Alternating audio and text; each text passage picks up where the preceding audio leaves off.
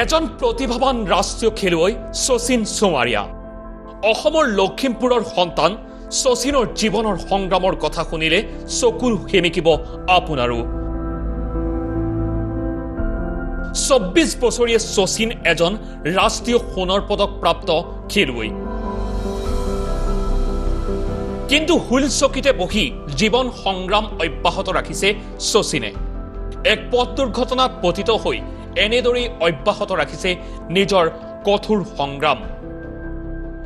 मेरा नाम सचिन चमारिया है। मैं 11 दिसंबर 1990 असम लखीमपुर में बॉर्न हुआ था और मेरे पैदा होने के 2 साल बाद ही हम लोग यहाँ दिल्ली शिफ्ट हो गए थे। तो मैंने अपनी प्राइमरी स्कूलिंग टिल 6th यहाँ पंजाबी बाग में हंसराज मॉडल स्कूल है वहाँ से किया।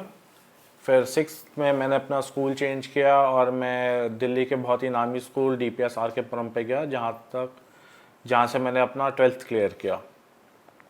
और उसके बाद मैंने BCom ऑनर्स SRCC से किया है, Shri Ram college of commerce से। कलकत्ता में अपने सिस्टर के यहाँ था और उसी दौरान वेकेशन पे मेरा रोड एक्सीडेंट हुआ जिसके कारण मेरे स्पाइनल कॉर्ड में C4 C5 C6 लेवल पे चोट लगी, जिसके कारण मुझे चेस्ट के नीचे से पैरालिसिस हो गया। उसी कंडीशन पे मैंने अपना क्लास 12th का एग्ज़ाम दिया। मेरे को एक राइटर मिला, मैं रात को पढ़ता था। मेरे पेरेंट्स या मेरा जो केयर टेकर होता था वो पेज का पन्ने पलटाता था, मैं उसको पढ़ता था, क्योंकि मैंने कहा कि अब इंजरी तो हो गई है, अब लाइफ को आप रोक नहीं सकते। अगर मैं 1 साल अगर उस वक्त मैं वेस्ट कर देता तो शायद मैं उसके बाद क्लास 12th यहाँ आगे और नहीं पढ़ाई कर पाता, क्योंकि एक बार अगर पढ़ाई से मन दूर जाने लगता है तो फिर वापस उसमें घुसना बहुत ज़्यादा मुश्किल हो जाता। শচীনক লৈ আশাবাদী মাতৃও। কিদৰে নিজৰ ক্ৰিয়াক আগুৱাই নিছিল কৈ গ'ল মাতৃয়ে। सचिन बचपन से ही बहुत पढ़ाई लिखाई में, खेल कूद में, सब में बहुत अच्छा था। ये हमेशा उत्तीर्ण अच्छे नंबरों से पास होता था इस क्लास में, और खेल कूद में भी इसको कई जगह ट्रॉफियाँ मिली हुई है। और आपके 100% अटेंडेंस 3 साल तक लगातार मिलता है इसको अवार्ड में, उसमें अवार्ड मिला अटेंडेंस का 100% अटेंडेंस का। 2008 চনত বায়েকৰ ঘৰত ফুৰিবলৈ গৈ শচীনে হেৰুৱাব লগা হৈছিল দুয়োখন ভৰি। হুইল চেয়াৰত বহি কিদৰে আগুৱাই নিছিল নিজৰ জীৱন সেয়া কৈ গ'ল পিতৃয়ে। ये 8 जून 2008 की बात है। हम लोग 7 जून की रात को नाइट शो मूवी देखने गए थे और सचिन भी कलकत्ता में 7 जून की रात को मूवी देखने गया था। तो थिएटर हॉल से ही हम लोग दोनों की इंटरवल पे बात हुई थी कि वो भी अपने जिया जी इन लोगों के साथ पिक्चर देखने आया हुआ है और सब ठीक ठाक था।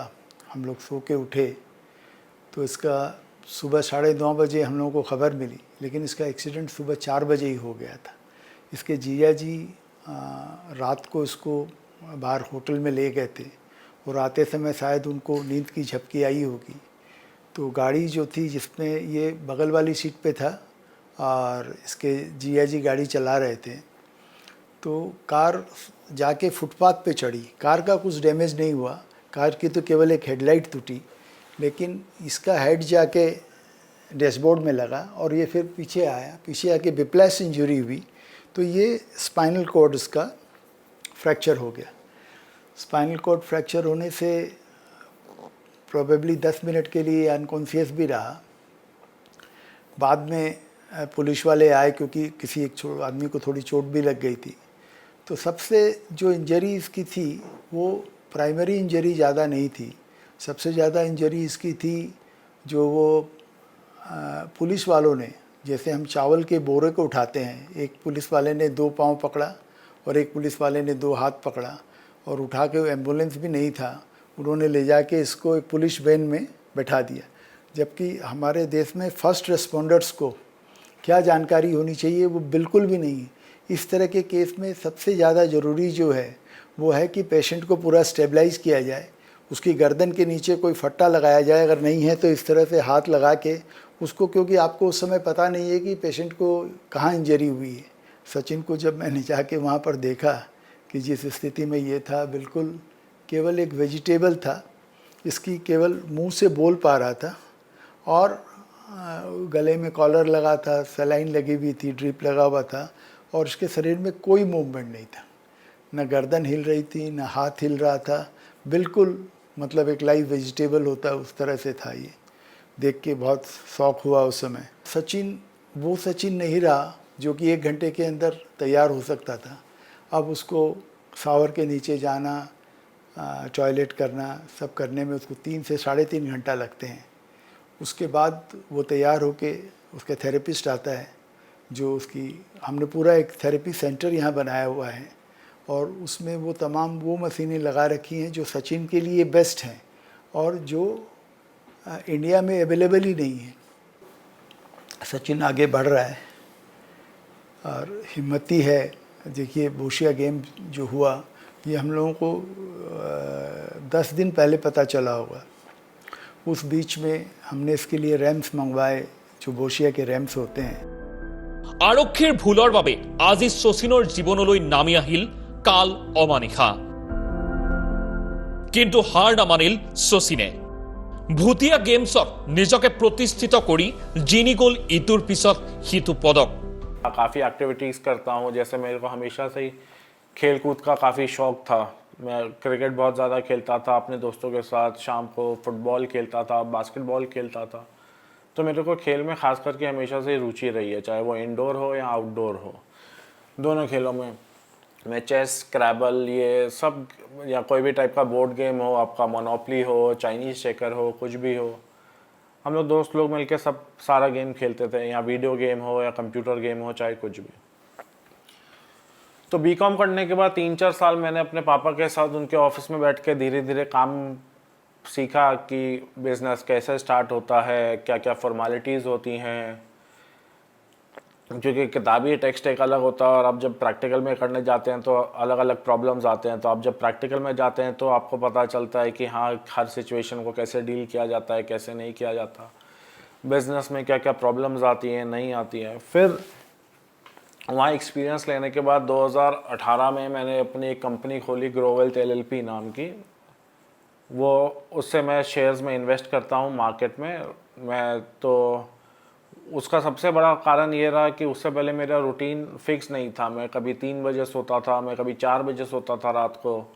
तो सुबह उठने का कभी 11 बजे उठता, कभी 12 बजे उठता, कुछ पैटर्न नहीं था।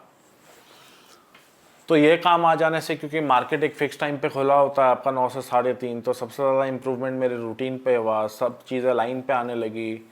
मैं सुबह 8 साढ़े 8 बजे उठने लगा, क्योंकि 9 बजे मुझे ऑफिस पहुंचना पड़ता था। ये सब करके तो लकीली 3 साल से मेरा काम काफ़ी अच्छा चल रहा है। इसी बीच में एक स्पोर्ट्स होता है क्लब थ्रो करके, जो पैरा गेम्स है, तो मैंने दिल्ली स्टेट में उसमें भी पार्टिसिपेट किया था, जिसमें मुझे उसके लिए सिल्वर मेडल मिला। फिर हाल ही में मुझे एक बोशिया नामक गेम के बारे में पता चला कुछ ही दिन पहले अपने थेरेपिस्ट और अपने कुछ दोस्तों के द्वारा। तो जब मैंने उसको खोल के देखा और पढ़ा, उसके रूल्स एंड रेगुलेशन समझे, तो मुझे काफ़ी इंटरेस्टिंग लगा, क्योंकि वो एक स्ट्रैटेजी बेस्ड गेम है और बचपन से ही मुझे स्ट्रैटेजी बेस्ड गेम्स पसंद है, जहाँ अपना आपको थोड़ा माइंड इस्तेमाल करना पड़ता है, क्योंकि वो आपको बिजी रखता है। तो वो पढ़ा और उसी हिसाब से फिर मैंने अपने पेरेंट्स को कहा कि मुझे ये गेम ट्राई करके देखना है, एक बार इसमें कोशिश करके देखनी है कि क्या सफलता प्राप्त होती है या नहीं होती है। तो हम लोगों ने बोशिया फेडरेशन ऑफ इंडिया, उनको अपने घर बुलाया, उनसे चीज़ें समझी कि कैसे करना होता है, नहीं करना होता है। तो जब वो आए, उन्होंने बोला कि अभी 2 हफ्ते बाद ही विशाखापट्टनम में इसके 5th नेशनल गेम्स होने वाले हैं, तो आप उसमें पार्टिसिपेट करके देखिए। पितृ मातृर दरे शचीनक লৈ आशावादी शचीনৰ ककायक।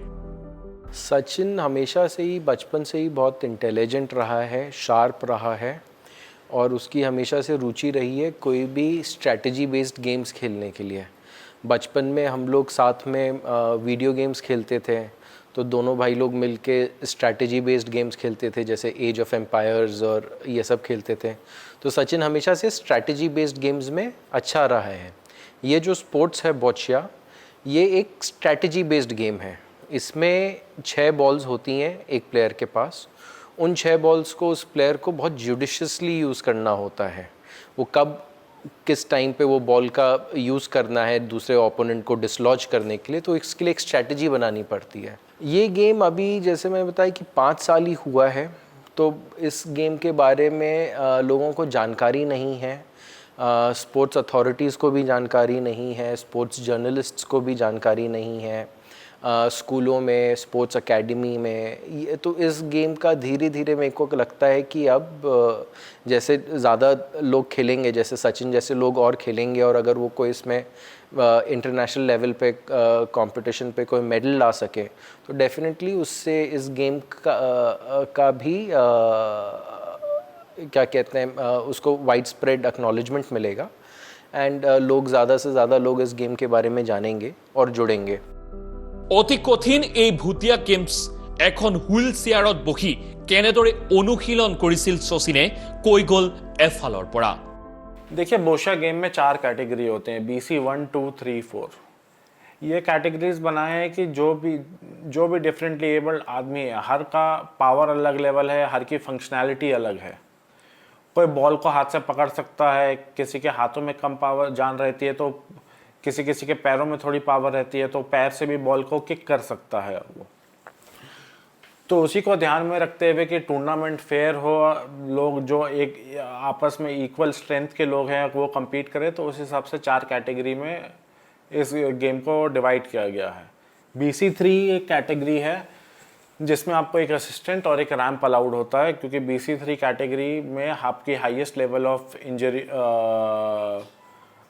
डिसेबिलिटी होती है, डिफरेंट आपका फंक्शन सबसे कम होता है, आप बॉल को पकड़ नहीं सकते, इसलिए आपको एक रैम्प मिलता है। आप रैम्प के थ्रू बॉल को पुश करते हैं। इसमें अलग अलग टाइप के पॉइंटर्स होते हैं, हेड पॉइंटर होता है, माउथ पॉइंटर होता है, रिस्ट पॉइंटर होता है, और एक असिस्टेंट मिलता है जो आपको बॉल प्लेस करके देता है। तो इस तरह के 4 कैटेगरीज हैं इस गेम में।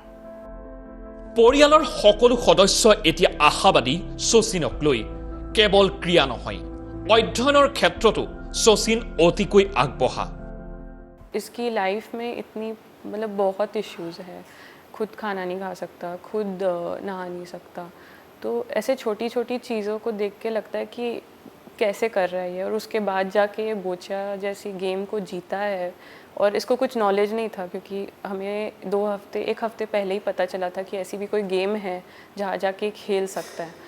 उसके बाद उसी गेम को पूरा स्ट्रैटेजाइज करना, अपने दिमाग में सब कुछ करना, और फिर ये गेम खेलना बहुत बड़ी बात थी, और उसके बाद जाके जीत के आना तो उससे भी बड़ी गर्व की बात थी।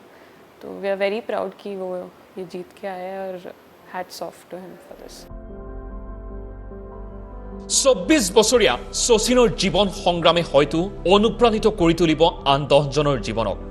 বাধাৰ পাচিৰ ভাঙি আগবাঢ়ি যাওক অসম সন্তান শচীন। টাইম 8ৰ তৰফৰ পৰাও শচীনলৈ আগবঢ়োৱা হ'ল অজস্ৰ শুভকামনা। देखिए, अनफॉर्चुनेटली हमारा देश का दुर्भाग्य है कि यहाँ क्रिकेट को छोड़ के बाकी गेम्स को इतना महत्व नहीं मिलता, चाहे वो स्टेट लेवल पे हो, डिस्ट्रिक्ट लेवल पे हो, या नेशनल लेवल पे हो। आप क्रिकेट का कोई देखिए, चाहे वो IPL हो, चाहे विजय हजारे कप हो, या चाहे वो स्टेट चैम्पियनशिप हो, हर चीज़ की लाइव कवरेज होती है। पर लेकिन जो बाकी गेम्स है, ख़ास करके जो ओलंपिक लेवल की गेम्स हैं, जो आपके जैसे ट्रैक एंड फील्ड हो गया, शूटिंग हो गई, आर्चरी हो गई, अलग अलग टाइप के जो खेल है, वो इंडिया में भी इतना प्रसिद्ध नहीं है, ना लोग उसको फॉलो करते हैं। उसका मेन 2 कारण है। एक तो इंडिया में लोगों को इतनी जानकारी नहीं है कि इतने दूसरे टाइप के और खेल भी हैं। दूसरा, उस लेवल का इंफ्रास्ट्रक्चर नहीं है। कोई भी खेल खेलने के लिए आपको उस गेम का सामान होना चाहिए, स्टेडियम होना चाहिए जहाँ आप उस खेल का जाके प्रैक्टिस कर सके, कुछ कर सके। अब आप शूटिंग है या आर्चरी है, आप जैसे गली में फुटबॉल या क्रिकेट खेल सकते हैं, पर लेकिन आप शूटिंग और आर्चरी तो नहीं कर सकते गली में। Bureau report, time 8।